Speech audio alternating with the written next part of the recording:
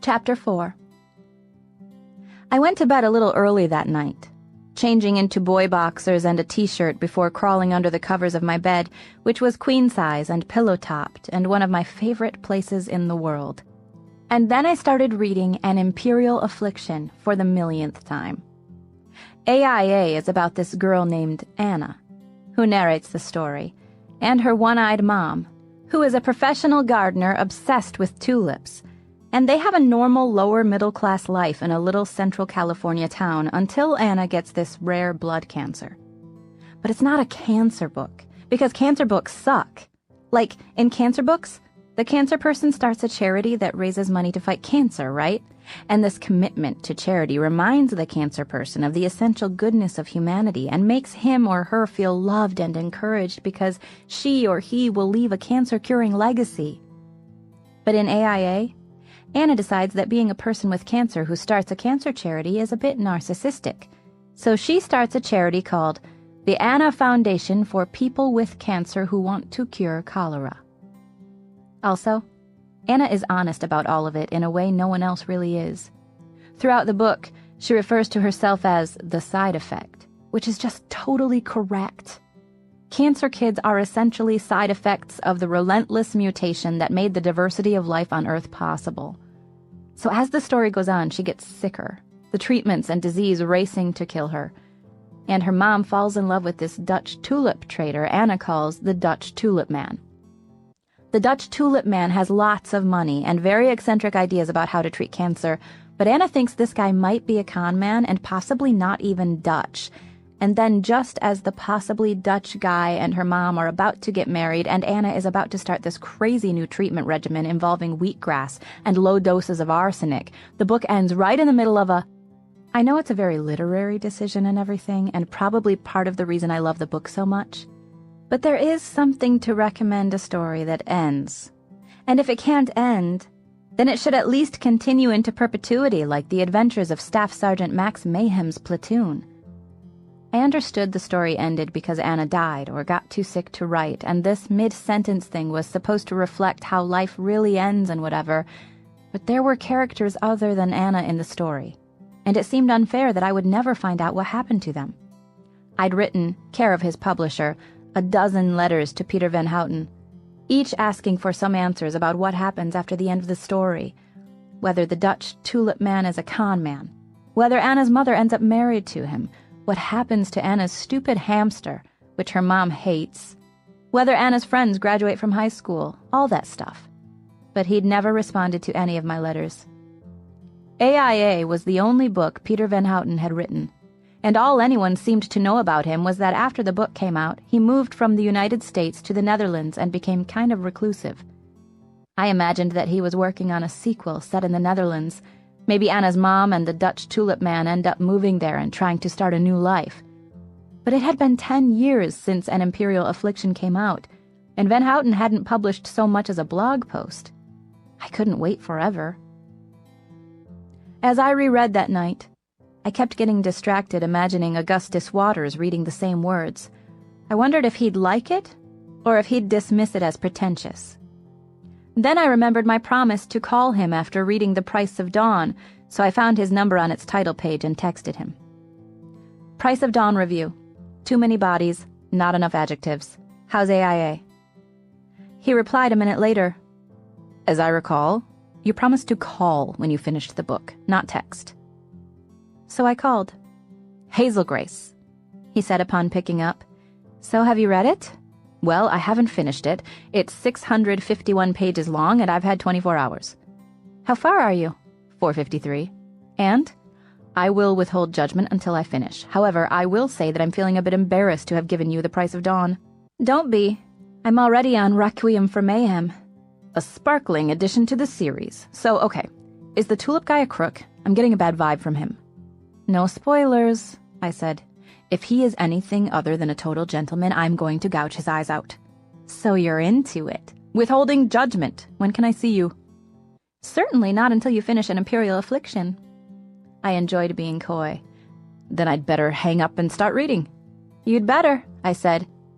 And the line clicked dead without another word.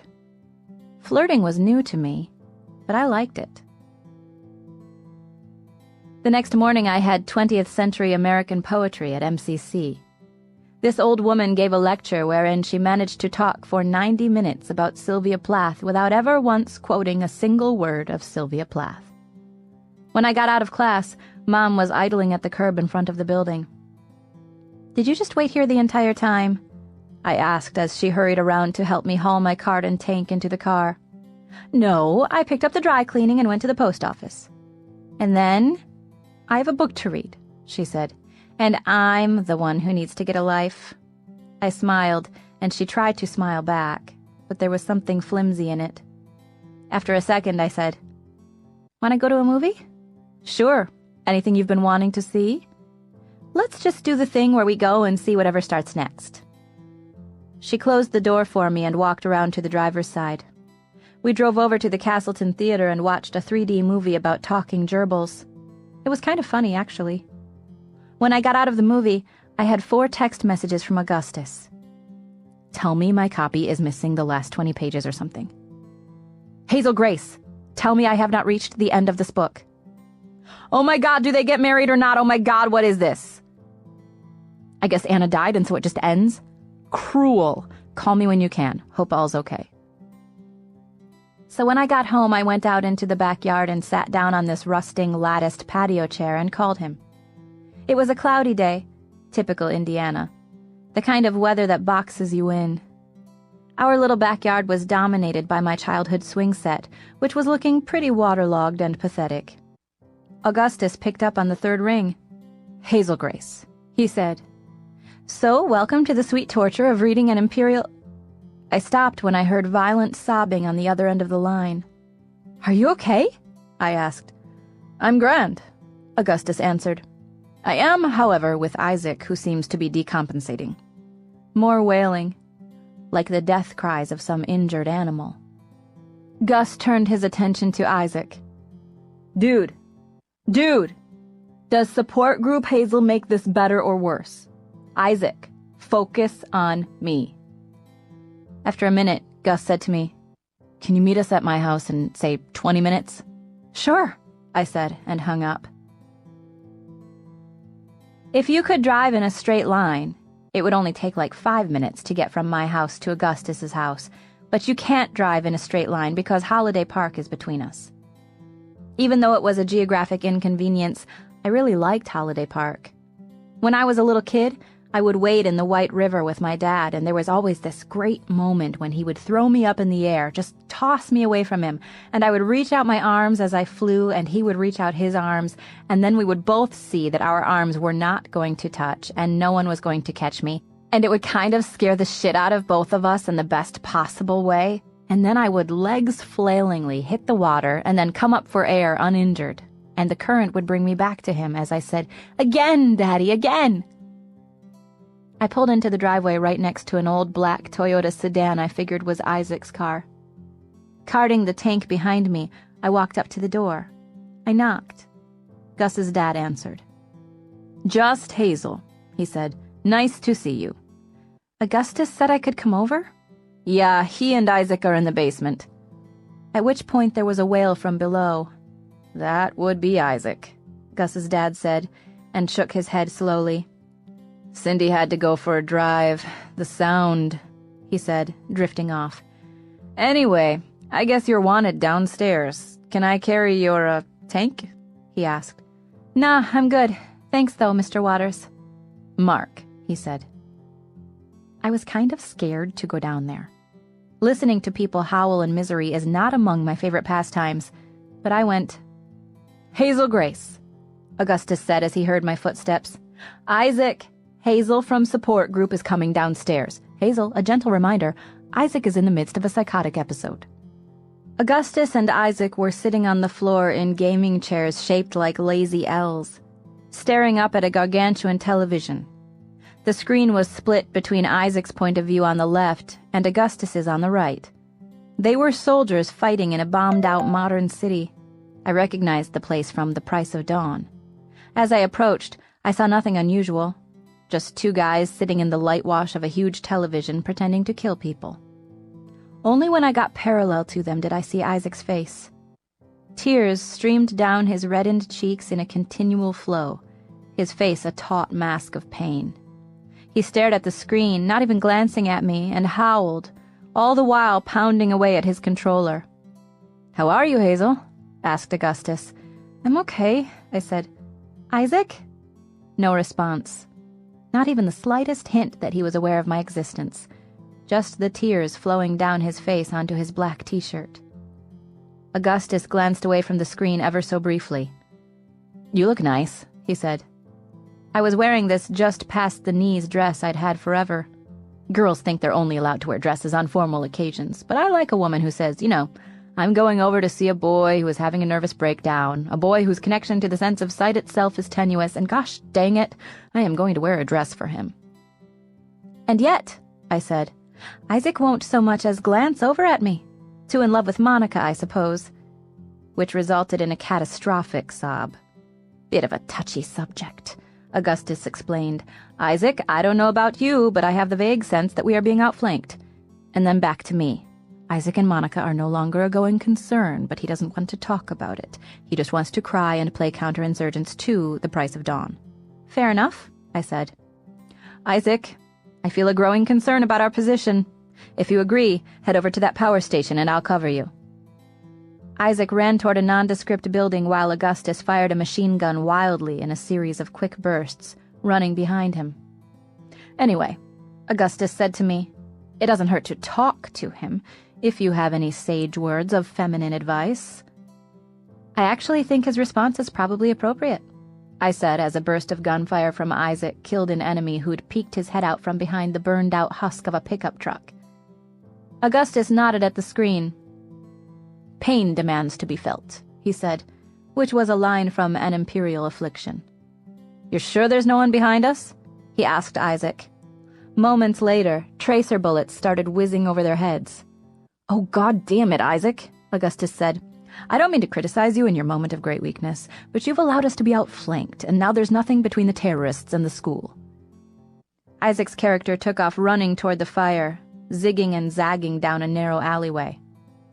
"You could go over the bridge and circle back," I said, a tactic I knew about thanks to the price of dawn. Augustus sighed.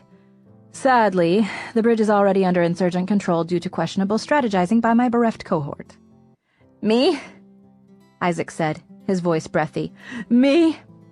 You're the one who suggested we hole up in the freaking power station." Gus turned away from the screen for a second and flashed his crooked smile at Isaac. "I knew you could talk, buddy," he said. "Now let's go save some fictional schoolchildren." Together, they ran down the alleyway, firing and hiding at the right moments, until they reached this one-story, single-room schoolhouse. They crouched behind a wall across the street and picked off the enemy one by one. "Why do they want to get into the school?" I asked. "They want the kids as hostages," Augustus answered. His shoulders rounded over his controller, slamming buttons, his forearms taut, veins visible. Isaac leaned toward the screen, the controller dancing in his thin-fingered hands. "Get it, get it, get it," Augustus said. The waves of terrorists continued, and they mowed down every one, their shooting astonishingly precise, as it had to be, lest they fire into the school. "Grenade! Grenade!" Augustus shouted as something arced across the screen, bounced in the doorway of the school, and then rolled against the door. Isaac dropped his controller in disappointment. "If the bastards can't take hostages, they'll just kill them and claim we did it." "Cover me!" Augustus said as he jumped out from behind the wall and raced toward the school. Isaac fumbled for his controller and then started firing while the bullets rained down on Augustus, who was shot once and then twice but still ran, Augustus shouting, "You can't kill Max Mayhem!" And with a final flurry of button combinations, he dove onto the grenade, which detonated beneath him. His dismembered body exploded like a geyser and the screen went red. A throaty voice said, "Mission failure." But Augustus seemed to think otherwise as he smiled at his remnants on the screen. He reached into his pocket, pulled out a cigarette, and shoved it between his teeth. "Saved the kids," he said. "Temporarily," I pointed out. All salvation is temporary, Augustus shot back. I bought them a minute. Maybe that's the minute that buys them an hour, which is the hour that buys them a year. No one's gonna buy them forever, Hazel Grace, but my life bought them a minute, and that's not nothing. Whoa, okay, I said. We're just talking about pixels. He shrugged, as if he believed the game might be really real. Isaac was wailing again. Augustus snapped his head back to him. Another go at the mission, Corporal? Isaac shook his head no. He leaned over Augustus to look at me, and through tightly strung vocal cords said, She didn't want to do it after. She didn't want to dump a blind guy, I said. He nodded, the tears not like tears so much as a quiet metronome, steady, endless. She said she couldn't handle it, he told me. I'm about to lose my eyesight, and she can't handle it. I was thinking about the word handle, and all the unholdable things that get handled. I'm sorry, I said. He wiped his sopping face with a sleeve. Behind his glasses, Isaac's eyes seemed so big that everything else on his face kind of disappeared, and it was just these disembodied floating eyes staring at me, one real, one glass. It's unacceptable, he told me. It's totally unacceptable. Well, to be fair, I said, I mean, she probably can't handle it. Neither can you, but she doesn't have to handle it, and you do. I kept saying always to her today. Always, always, always. And she just kept talking over me and not saying it back. It was like I was already gone, you know? Always was a promise. How can you just break the promise? Sometimes people don't understand the promises they're making when they make them, I said. Isaac shot me a look. Right, of course. But you keep the promise anyway. That's what love is. Love is keeping the promise anyway. Don't you believe in true love? I didn't answer. I didn't have an answer. But I thought that if true love did exist, that was a pretty good definition of it. Well, I believe in true love, Isaac said. And I love her. And she promised. She promised me always. He stood and took a step toward me. I pushed myself up, thinking he wanted a hug or something, but then he just spun around like he couldn't remember why he'd stood up in the first place, and then Augustus and I both saw this rage settle into his face. Isaac, Gus said. What? You look a little... Pardon the double entendre, my friend, but there's something a little worrisome in your eyes. Suddenly, Isaac started kicking the crap out of his gaming chair, which somersaulted back toward Gus's bed. Here we go, said Augustus. Isaac chased after the chair and kicked it again. Yes, Augustus said. Get it. Kick the shit out of that chair. Isaac kicked the chair again until it bounced against Gus's bed, and then he grabbed one of the pillows and started slamming it against the wall between the bed and the trophy shelf above. Augustus looked over at me, cigarette still in his mouth, and half smiled. I can't stop thinking about that book. I know, right? He never said what happens to the other characters. No, I told him. Isaac was still throttling the wall with the pillow. He moved to Amsterdam, which makes me think that maybe he is writing a sequel featuring the Dutch Tulip Man, but he hasn't published anything. He's never interviewed. He doesn't seem to be online. I've written him a bunch of letters asking what happens to everyone, but he never responds. So, yeah. I stopped talking because Augustus didn't appear to be listening. Instead, he was squinting at Isaac. Hold on, he mumbled to me. He walked over to Isaac and grabbed him by the shoulders. Dude, pillows don't break. Try something that breaks. Isaac reached for a basketball trophy from the shelf above the bed and then held it over his head as if waiting for permission. Yes, Augustus said. Yes. The trophy smashed against the floor, the plastic basketball player's arm splintering off, still grasping its ball. Isaac stomped on the trophy. Yes, Augustus said. Get it. And then back to me. I've been looking for a way to tell my father that I actually sort of hate basketball, and I think we've found it. The trophies came down one after the other, and Isaac stomped on them and screamed while Augustus and I stood a few feet away, bearing witness to the madness. The poor, mangled bodies of plastic basketballers littered the carpeted ground. Here, a ball palmed by a disembodied hand. There, two torso-less legs caught mid-jump. Isaac kept attacking the trophies, jumping on them with both feet, screaming, breathless, sweaty, until finally he collapsed on top of the jagged trophic remnants. Augustus stepped toward him and looked down. "Feel better?" he asked. "No," Isaac mumbled, his chest heaving. "That's the thing about pain," Augustus said, and then glanced back at me. "It demands to be felt."